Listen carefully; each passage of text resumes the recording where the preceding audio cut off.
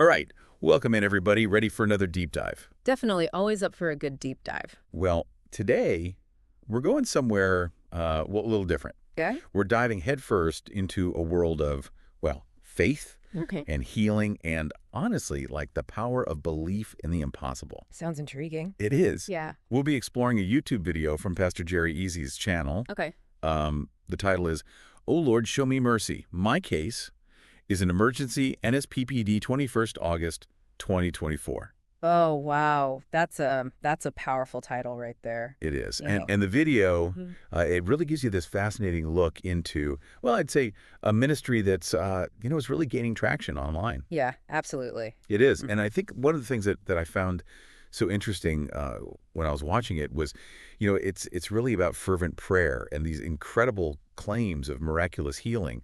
But it's the way that it's all woven together, That was something that really stood out to me as well. It's almost like this blend of personal testimonies and this deep, unwavering belief in divine intervention.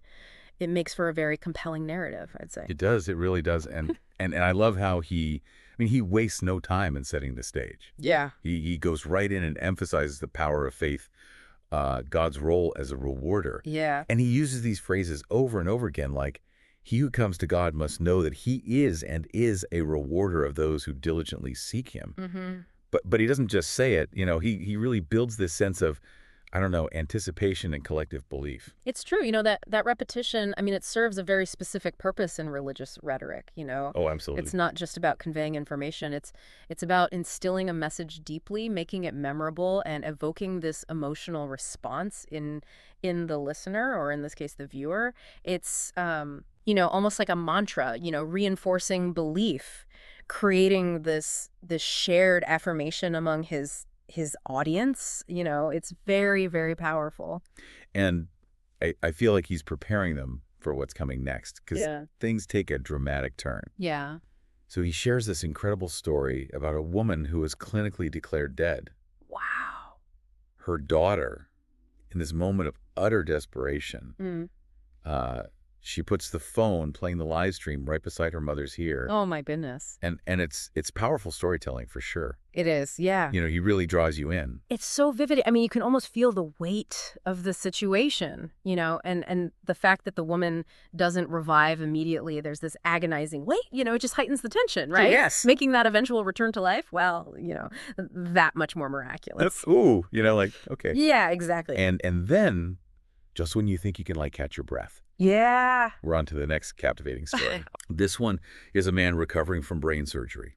And he's recovering, far faster than medically predicted. Wow. And he's told, you won't walk for a year. Mm-hmm. And yet he miraculously stands up. Oh, wow. That's powerful. It is. And so, I'm curious, beyond just the impact on the individual, right? Mm-hmm.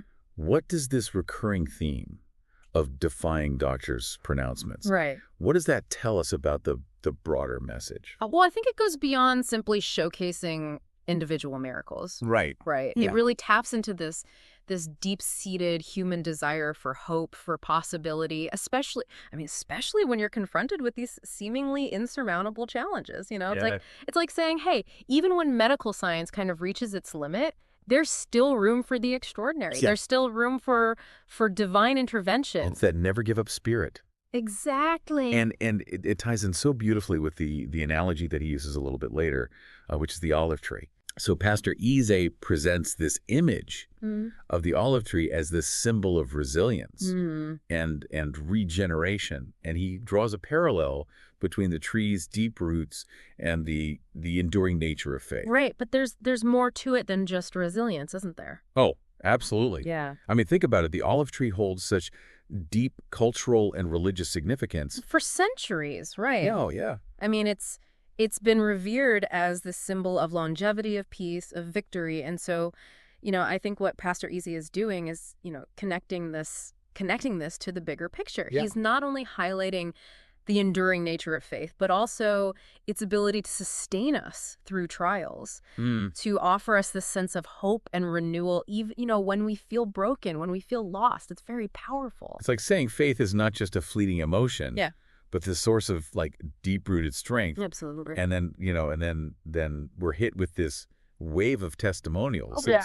It's like rapid fire, one after the other, from people all across the globe. Really? Sharing these stories of healing and blessings after connecting with Pastor Eze's ministry. Wow. So it's got a global reach. Global reach, yeah. So, we have this woman, she received rent money just as she was facing eviction.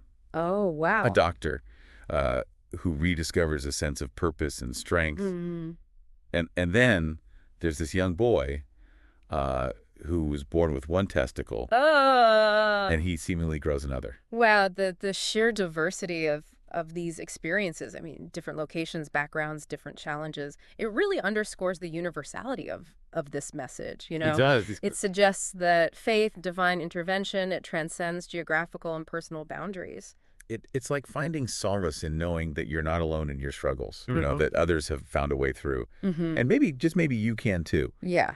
But there's a specific type of miracle that keeps recurring. Oh. It's the I'm calling it the 11th hour miracle. Oh, the 11th hour miracle. The 11th hour. Okay. Yeah. These are really compelling. These are the stories where people receive breakthroughs like at the very last moment. Right. When all hope seems lost. When all hope seems lost. Yeah. And this, this really taps into a very fundamental human experience. Yeah. That moment when we're like at our wits' end. Yeah. Facing what seems like these insurmountable challenges. And then boom. Boom. A miracle happens. A miracle happens. Wow, it really reinforces this idea that even in the darkest hour, faith can provide solace. Yes. And strength, and that there's always this possibility for this miraculous turnaround. Always. Powerful message of hope, regardless of one's personal beliefs, It is. It speaks to the human spirit's inherent resilience, our capacity for hope. Yeah. Even in the face of adversity. Absolutely. And, and it makes you think, right? It does. Like in a world that often demands, tangible proof, how much space are we really creating for the unseen? Yeah. For the possibility of the extraordinary? That's the question, isn't it? It is. Yeah, that's something to ponder. Definitely something to ponder. Yeah. These 11th hour miracles, I think they really highlight the dramatic tension inherent in Pastor Eze's storytelling. Yeah. Think back to that woman declared clinically dead, right? Mm-hmm. I mean, he could have just said she was revived. Right. But by detailing the daughter's anguish, that agonizing, he amplifies that sense of the miraculous. Yeah, and he's really good at weaving these personal narratives into his broader message of faith. He is. And it's not just these dramatic rescues. Right. He brings in everyday people. Yeah. Facing everyday struggles. Absolutely. We have a doctor battling depression, a single mother facing eviction, even, a young boy born with a medical condition. It's very relatable. It is. He's grounding these stories in these experiences that so many people can relate to. Mm-hmm. And it makes the extraordinary feel almost tangible, It does. accessible. It's like, look, if it can happen for them, Yeah. it can happen for you. Exactly. He's creating a space where individuals can see themselves reflected in these stories, regardless of their background, their circumstances, It's very powerful. Yeah, it really reinforces that universality. It does. Of his message. Absolutely. And it's this reminder that faith isn't confined by, geography right. or socioeconomic status. Yeah, it's a shared human experience, It is. This yearning for something beyond ourselves. Yes. For a force that can intervene in our lives. And he doesn't shy away from naming that force. Right. Which is mercy. Mm-hmm. He uses this phrase over and over again. Out of the abundance of your mercy, pour out your mercy. It's almost like a plea, a collective cry for divine intervention. And it's interesting because that repetition, it's common in religious rhetoric, but it also serves this psychological purpose. Right. By repeating these phrases, he's not just emphasizing this concept of mercy, right? Right. He's creating this sense of anticipation. Yes. Of building hope, Yeah. And when those miracles are presented, that repetition almost primes the audience to view them as this direct response to that plea. It's like you can feel the collective energy, the faith. Building throughout the video. And it culminates in these incredibly emotional testimonials. Yeah, definitely. People sharing their experiences, tears in their eyes. Their voices are filled with gratitude, awe. Yeah, and even for those who might not share their beliefs, Right. it's hard not to be moved by the raw human emotion on display. Absolutely. Absolutely. And it's important to acknowledge that we're observing these experiences through a particular lens, Mm-hmm. and that's the lens of faith. Right, and for those who share this belief system, these events are tangible evidence of divine intervention. Right. But even stepping outside of that framework, I think the video offers, this fascinating glimpse into the power of belief, Mm-hmm. the human capacity for hope, Yeah. the way narratives can shape our understanding of the world. But it's true.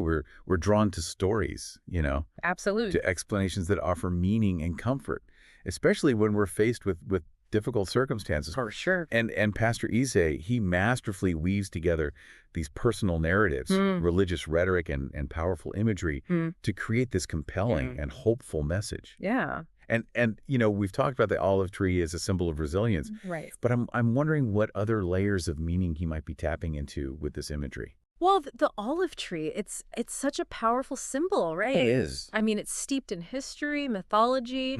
It's been associated with peace, victory, longevity, even immortality in some cultures. Oh, no.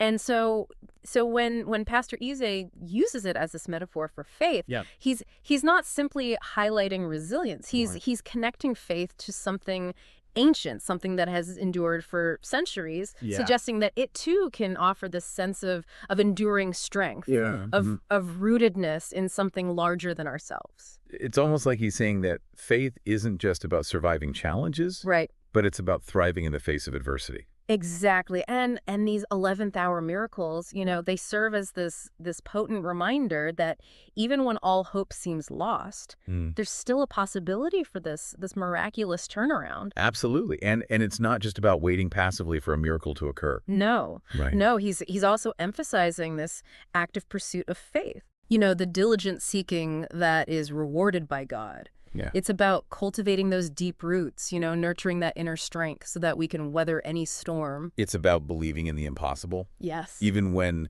logic and reason tell us otherwise. Right. But this raises an interesting question. Okay. In a world that often demands tangible proof, Right.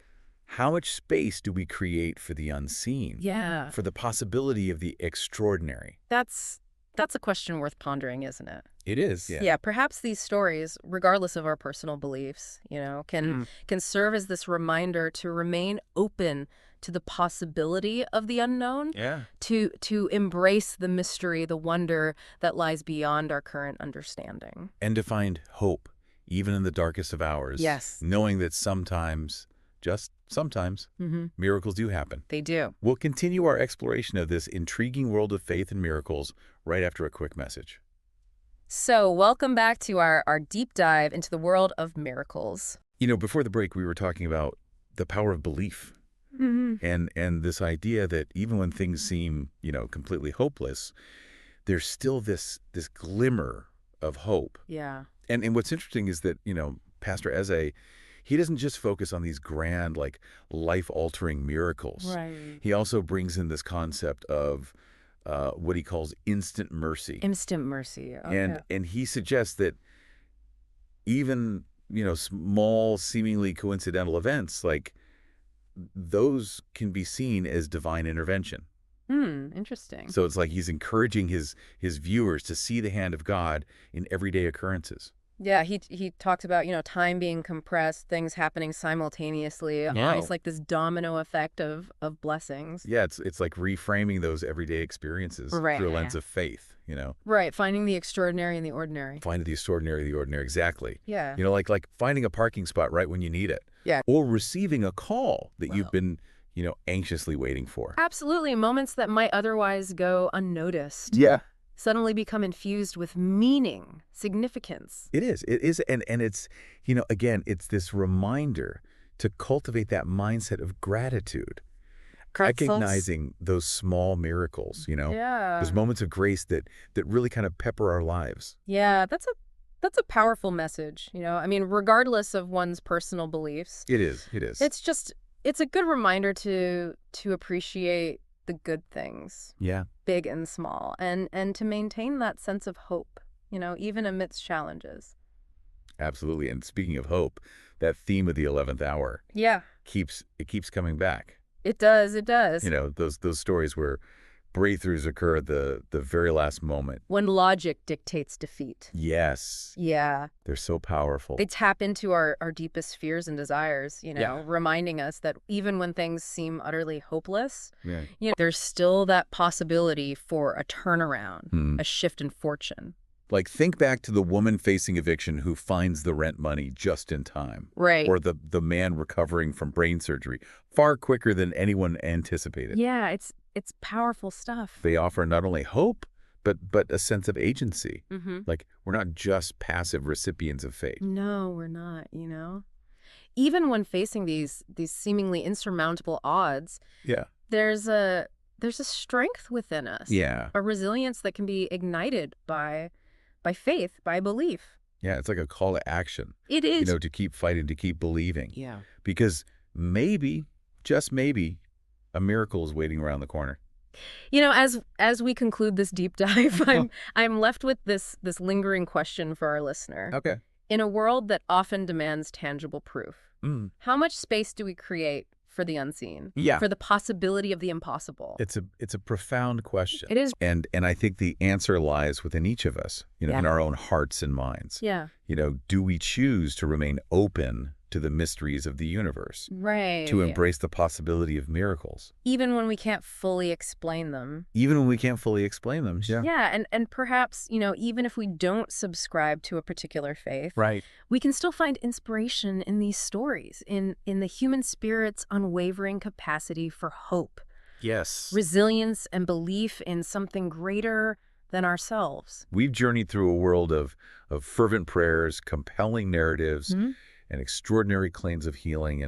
And really, thank you for joining us on this deep dive into the world of faith and miracles. Thanks for having me. I hope it's left you with a sense of wonder, a renewed appreciation for the power of belief, and perhaps a little more hope in your own heart.